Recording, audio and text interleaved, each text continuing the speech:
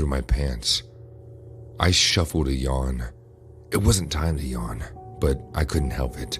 I'd been sitting in the hard chair for 2 hours, and my butt ached. I itched it to let my hands spread down from the table, but I couldn't. I blinked because I couldn't keep staring at Detective Sally's eyes like she was staring at mine determinedly. I sighed and drummed my fingers on the table. It had been 2 long, agonizing hours in her office. It wasn't a good place, far from fancy. This office was never on my to-go list. The walls were dull, and so was the ambiance.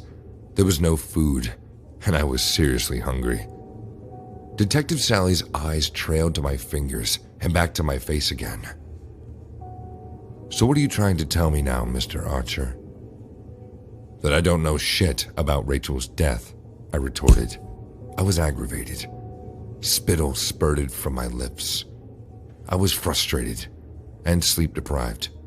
"Watch your language, Mr. Archer, please," Detective Sally said with a firm tone. I sighed and wanted to stretch my legs so bad. "Let's go through all of this again." Sally tapped her pen on her notepad slowly. "You met Rachel at a bar last Friday."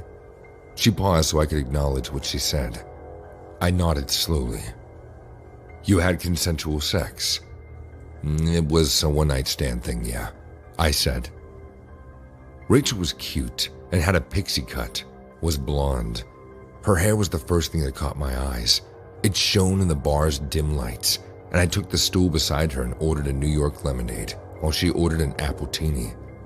Her voice sounded sensual and soft, like music to my ears.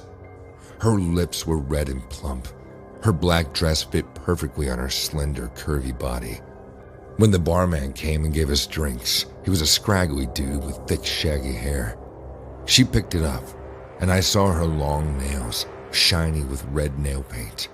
I took a sip of my drink, held the liquid in my mouth, and allowed the tangy taste to spread across my tongue before swallowing.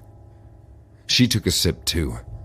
She must have noticed how intently I was staring at her, so she shifted sideways and crossed her legs.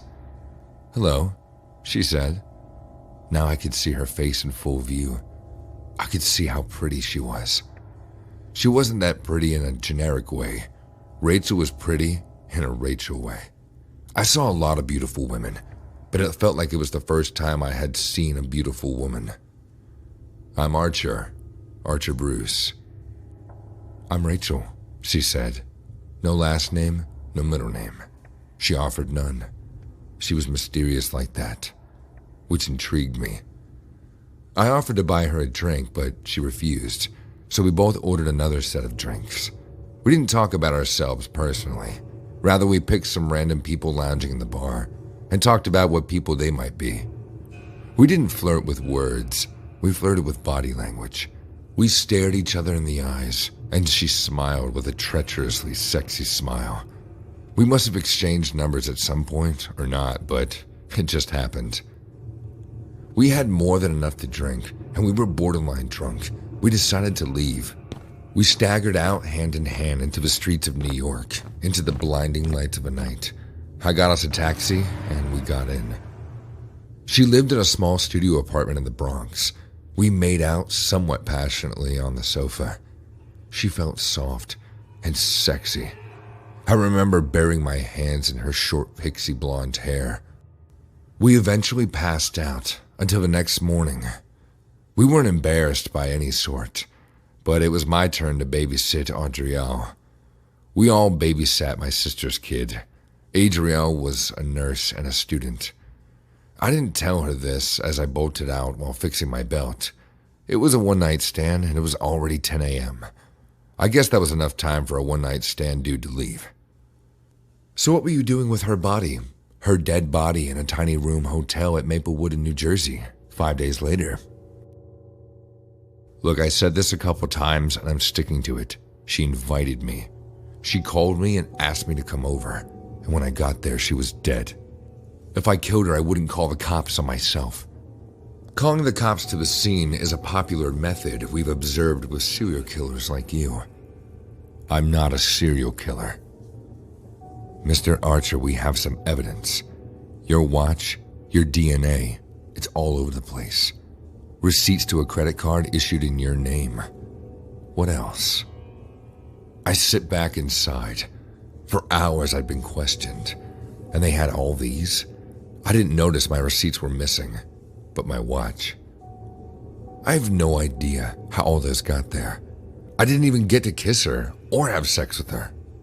Detective Sally stared at me for a while, adjusted her badge, and then signaled to the other cops. She was done. She stood with a swift motion and held my gaze for some time before striding out. If I wasn't this deep in this shit, I probably would have found her hot, but she was a cop, and I was trying to get my ass out of jail. My brother and sister, Tom and Barnett, rushed over to me when I walked out. "Are you in the clear now?" Barnett asked. "They found some damning evidence. I don't know how it got there," I replied. "What?" Tom asked. "Some personal stuff." I trailed as I tried to think of the possible ways I must have left them there. We stopped in our tracks, and my siblings gave me a questioning look. They trusted me, and I knew that they were wondering how my receipts got into a hotel room. We all got into Barnett's car. I picked up my phone from my pocket and powered it up. I had no access to my phone since I got arrested for calling the cops to the crime scene and spent hours at that shitty office. Messages flooded in my social media apps. I decided to check my emails first. Then I saw it. Rachel.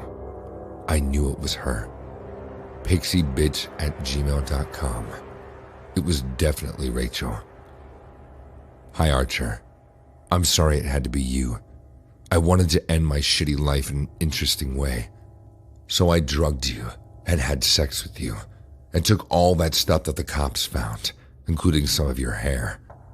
I wasn't sure if I was going to do it before calling you, but I had driven all the way to Maplewood already.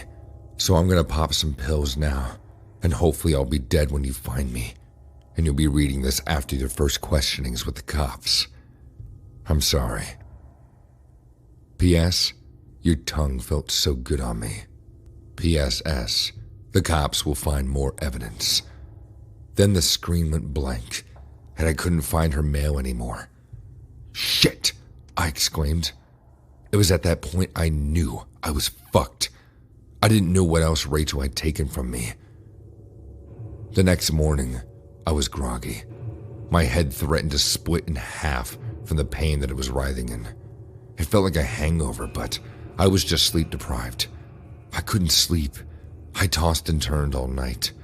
I couldn't leave New York. I had been told to stay within the city until the investigations were finished. I heard a knock on the door, and then I heard Barnett. "Archer." I knew who it was. Detective Sally. Maybe some other cops. They found it. I knew I had to leave immediately. I wasn't ready to go to jail for a crime I didn't commit. "Isn't this against the law? You can't come in," I heard Barnett shout in her strained voice. I heard Detective Sally burst in, and then we were face to face. She held up a wide rectangular plastic bag with white lacy underwear. "Does this look familiar to you?" It was the underwear Rachel had worn the first night.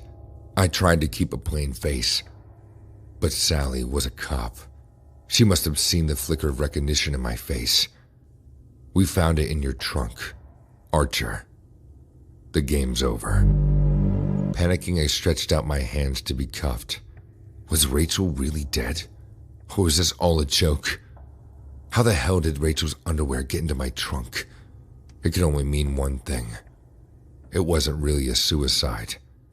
If it was, the police wouldn't be investigating it. I had been framed for murder, and I didn't have an inkling of how or why I was framed.